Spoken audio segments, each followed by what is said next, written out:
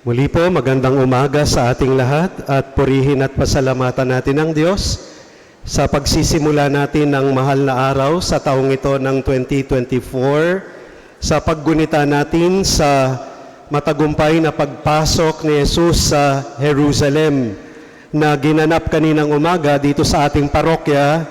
Nagsimula po sa Kingstown 1 sa kawan ng Christ the King. Nagprosesyon po at nag-bless ng mga palaspas. Kaya mamaya po, para sabay-sabay na lang ang pagbebendisyon, pagkatapos po ng final blessing, ibe-bless po natin ang mga palaspas natin.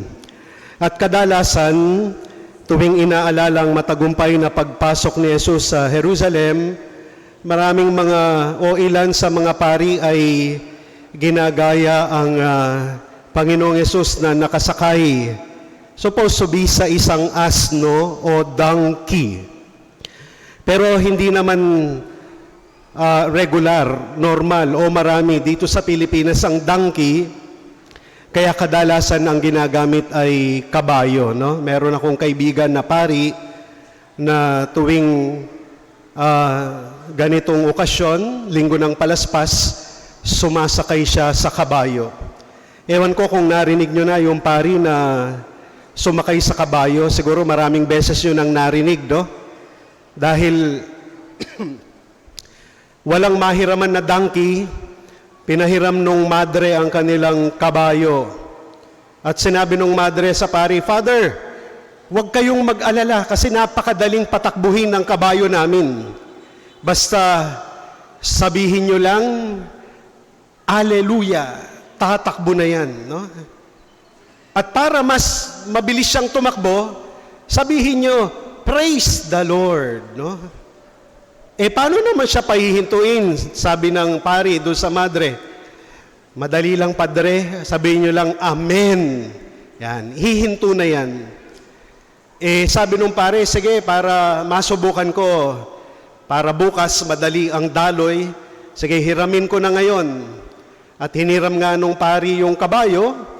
Pagsakay niya, sabay sabing, "Hallelujah."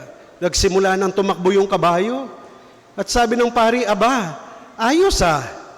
Sister, very good." So nung palayo na sila, gusto nung pari, mas mabilis pa ang takbo, kaya sabi niya, "Praise the Lord." So tumakbo ng mas mabilis yung kabayo. Mas sanay yung pari sa pagpapatakbo ng motorsiklong mabilis. Kaya gusto niyang mas mabilis pa. Kaya sigaw siya ng sigaw, "Praise the Lord! Praise the Lord!" Tatak, tatak, tatak. Pabilis naman ang pabilis at takbo ng kabayo. Sa kasawi ang palad, sa kakatakbo ng kabayo, aabot na sila doon sa bangin.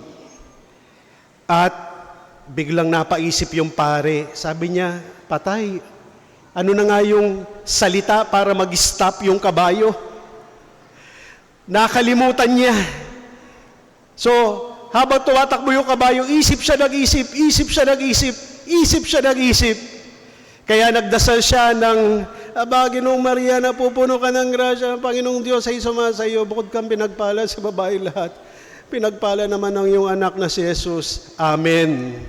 Biglang huminto yung kabayo, sakto lang, malapit dun sa bangin. No? Kaya lang, pagkatapos na huminto, sabi nung pare, "Ay, salamat! Hallelujah!" No? So tumuloy ang takbo ng kabayo. Kinabukasan, pilay-pilay ang pare sa pagbebendisyon ng palaspas. Bakit nga ba asno? Kasi ito ay ang the poor man's ride nung panahon ni Jesus. Ito ang sasakyan ng mga pobre at mga mahihirap nung panahon ni Jesus. So kung ikukumpara natin ngayon, siguro sa mga sasakyan, ito yung pinakamababang klase. Ito yung pinakamura. Ito yung pinakamabagal. So kung ikukumpara natin sa mga sasakyan, siguro baka three-wheeler lang o depadyak. So poor man's ride ang donkey. Pero pinapakita lang ni Jesus na ang tunay na poor o mahirap ay hindi naman yung mga kapos o wala sa buhay, kundi yung taong ang tanging yaman niya ay ang Diyos. Ang tanging kayamanan niya sa buhay ay ang Panginoon. Kaya nga, may mahihirap, pero dahil wala sa kanila ang Diyos at Panginoon, sobrang hirap nila.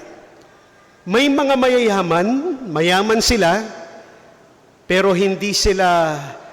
they are considered also poor because they believe that their only true treasure, their only true riches is God, no? Pangalawa, hiniram lang ni Jesus yung donkey na iyon, no? Hiniram lang ni Jesus ang asno na iyon. Ipinapakita sa atin ng Panginoon na ang kanyang tagumpay sa pagpasok sa Jerusalem ay meron siyang taong hiniraman. Humiram siya sa isang tao. Sapagkat yung mga taong sumalubong na nagwawagayway ng palaspas, ng mga pinutol na sanga, sumisigaw sila, Hosanna! Hosanna! But they are only admirers of Jesus. They are only cheerers of Jesus. Pero Jesus did not need admirers. Hindi kinailangan ni Jesus ang mga sumisigaw sa Kanya Kasi sa bandang huli, sila rin yung sumigaw ng ipako sa krus. Ano ang kailangan ni Jesus? Kailangan ni Jesus ng kapartner, hindi admirer. Ikaw ba admirer ni Jesus o kapartner ni Jesus? Ikaw ba papayag na ipahiram ang kamay mo o ang palad mo para hilumin ni Jesus ang mga may sakit? Ikaw ba papayag kang ipahiram ang mga paa mo para hanapin ni Jesus ang mga naliligaw? Ikaw ba payag kang ipahiram ang puso mo kay Jesus para ipakita at ipadama ang kanyang pagpapatawad at awa? Ano ang kaya mong ipahiram kay Jesus? Matagal nang nag-a-announce yung mga ibang ministry. Nag-a-announce ng choir, halimbawa, hindi mo kayang ipahiram mo ang boses mo kay Jesus? Matagal nang nag-i-invite ng mga kasapi sa ibang organisasyon. Hindi mo kayang ipahiram ang konting oras mo kay Jesus? Baka talagang admirer ka lang, hindi ka kapartner ni Jesus.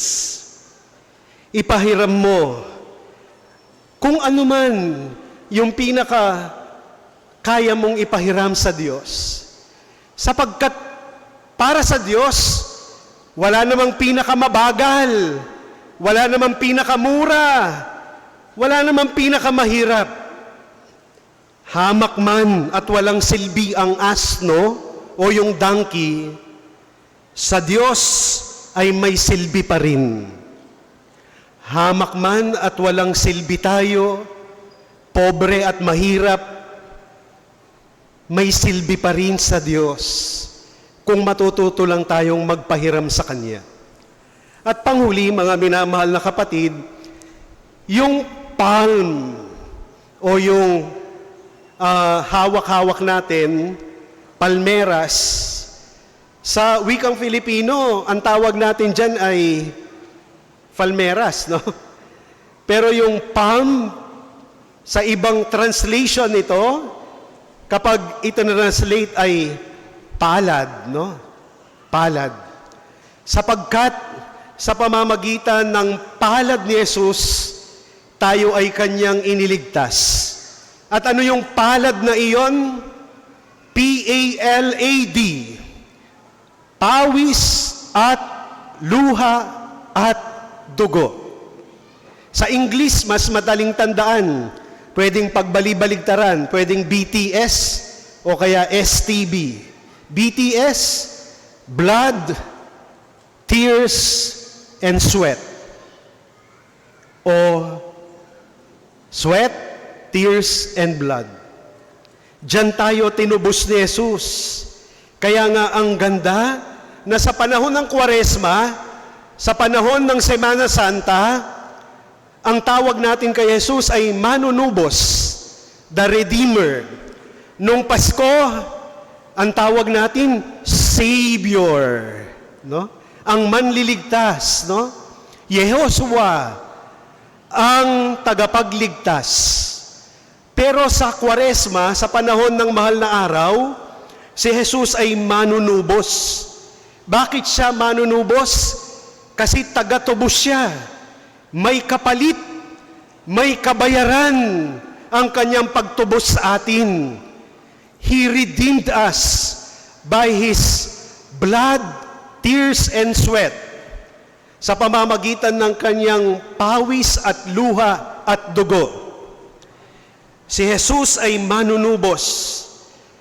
To redeem is to pay the price of redemption. To redeem is to acquire back. To regain possession in exchange for payment. Pero itong manunubos na ito, hindi lang ito tungkol kay Jesus eh. Kasi in our ordinary daily lives, maraming manunubos din sa atin na minsan hindi man natin napapasalamatan, nare-recognize, o nakikita ang kanilang sakripisyo. Yung mga anak na naririto, tingnan ninyo ang palad ng mga magulang ninyo. Tinutubos nila kayo araw-araw sa gutom. Tinutubos nila kayo araw-araw sa pagpapakain. Minsan may malungkot na anak, pinapakain ng nanay niya o ng tatay niya. Sabi niya, ayoko yan. Ayoko ng ulam. Sabi nung tatay niya na maluha-luha, anak, kumain ka na. Kainin mo yan. Yan ang aking nakayanan. Yan ang aking pawis. Yan ang aking dugo. Yan ang trabaho ko. Yan ako sa hapag mo. Minsan may mga malungkot na kwento ng mga batang hindi marunong tumanaw ng utang na loob sa mga tumutubos sa kanila sa araw-araw.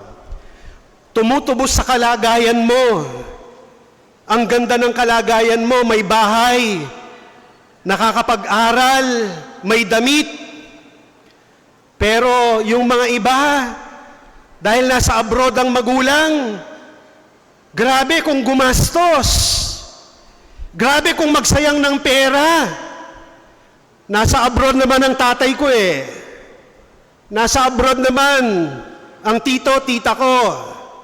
Nasa abroad naman yung lola, lola ko eh. Kung alam lang natin yung pawis, luha at dugo nila doon. Minsan may nakausap akong OFW. Sabi niya, Father, mabuti pa kayo. Araw-araw, magkakasama kayo dyan. Gusto ko man na makapagsimba tuwing linggo, tapos makasama ang pamilya. Pero pagkatapos ng trabaho ko, babalik na ako sa barracks namin. Babalik na ako sa kwarto ko. Kinabukasan ng umaga, tatrabaho na naman. Tapos pag sahod na, papadala lahat ng sahod. Ang sayang makita yung mga anak ko na kumakain sa labas na may mga magagandang gadget.